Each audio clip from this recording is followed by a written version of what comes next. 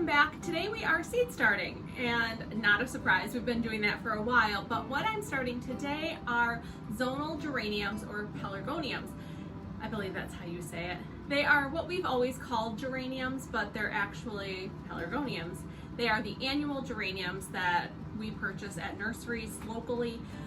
I'm in Zone 6B, Niagara Falls, New York, and today I'm going to be seed starting. I've never started these from seed.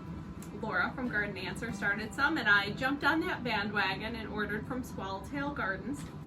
I thought it would be fun to start my own. I spend, I don't know, probably $20 on zonal geraniums every year, and why not start my own, right? And I'll get a variety of colors. Red and white are the colors we get every year, and my history with geraniums is that I used to call them cemetery flowers because that was what I associated the typical annual geranium with.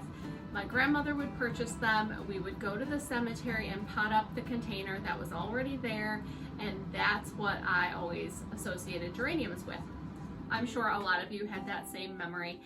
My experience with them more recently has been that they are a killer flower. They just keep blooming in the summertime. As long as you deadhead them, you do have to deadhead geraniums, but they are extremely drought tolerant, and which made them such a great cemetery plant because you don't go to the cemetery daily to water, right? So if they got a little dried out in between waterings, they would still bounce back.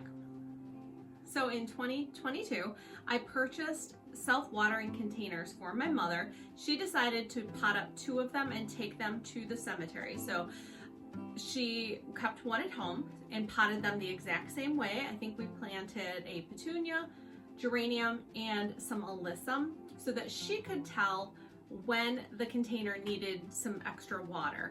So she could check her one at home and say, oh, it's getting dry, I need to head out and water the ones at the cemetery. So this year I'm going to plant these 4 varieties. There are 10 seeds in each. I will start all 10 of each variety. I will share with my mom, my sister-in-law, maybe some of my neighbors. I'll use a lot of them in my own containers, so I just thought this would be a fun experiment. And I went to Home Depot to grab some more cell trays, and the only ones they had, the plastic trays that they had, were the 72 count. So the only container that Home Depot had in the 50 count were the peat trays. So that's what I'm going to use. So we're going to see how many seeds are actually in each of these packets. There might be 10, there might be 11. I don't know, we'll find out. And then whatever is left, so however many cells are left, I will plant the black-eyed Susan vine. So we're starting with red. I already wrote on the tag red. So we're going to start here and we'll go this way. I'm only going to plant 1 seed per cell. I've seen quite a few YouTubers with good success, a high germination rate with these geraniums, so let's just do 1 per cell.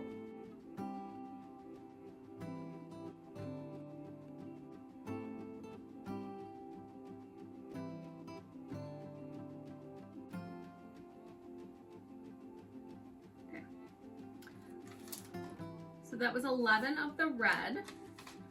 Next we're going to move on to white.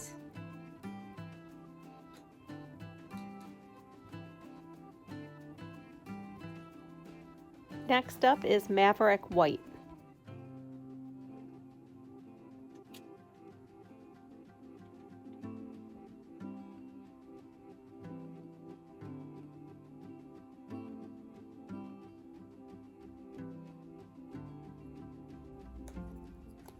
Okay, next up we're going to go with Quicksilver.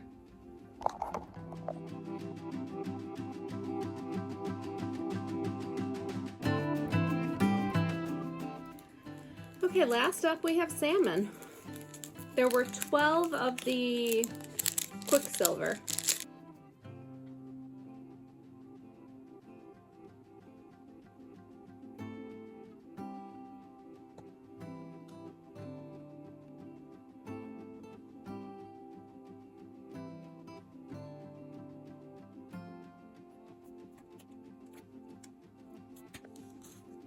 Okay, 11 of the salmon.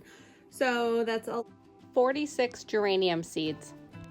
So we have 4 slots left for black-eyed Susan time.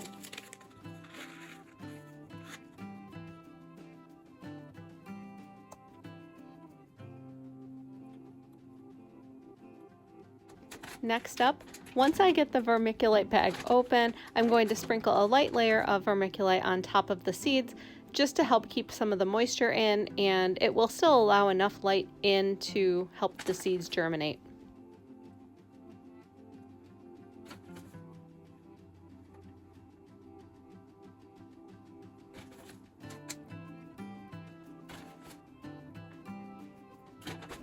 Okay, now I need to put the humidity dome on and take it over and put it on heat under the grow lights.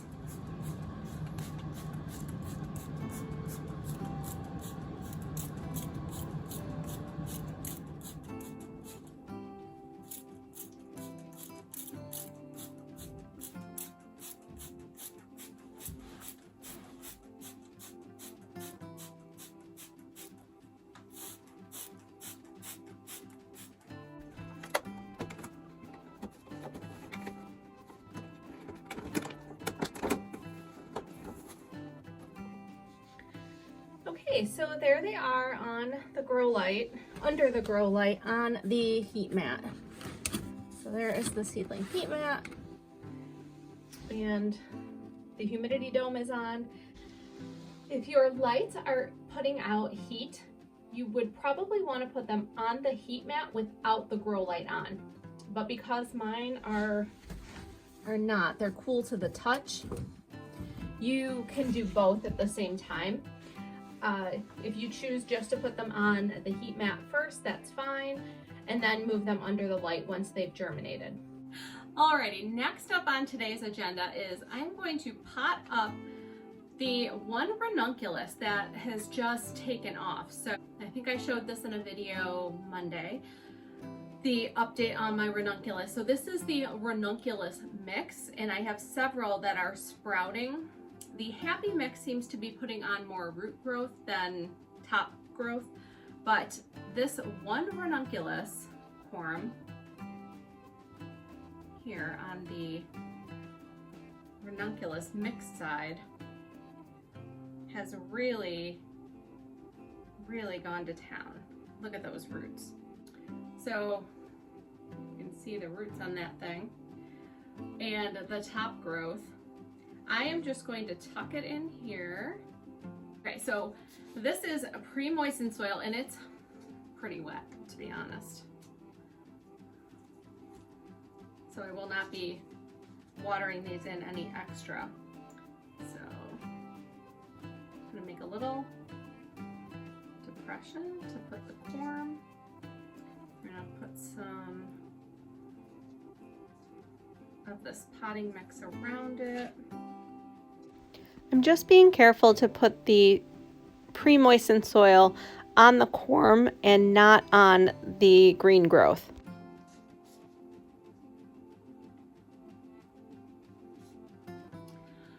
Alright guys, this was not my plan. I didn't plan to pot them up at all. I was just going to pre-sprout them and plant them outside. But this one had so much top growth that I thought it would be a fun experiment. I like to experiment, as you guys know. So I'm going to pot it up. It's not a big container. I'm just gonna let it grow on a little more and we'll see where it goes from here. I'll put it back under the light. I'll put these under the light. I do plan on popping these out in the garden in the next week, the rest of the corms. This one I'm gonna just continue to grow on indoors and see what happens with it. I may just bump it up into a larger container and take it outside once the weather warms up a little and let it grow on in a pot.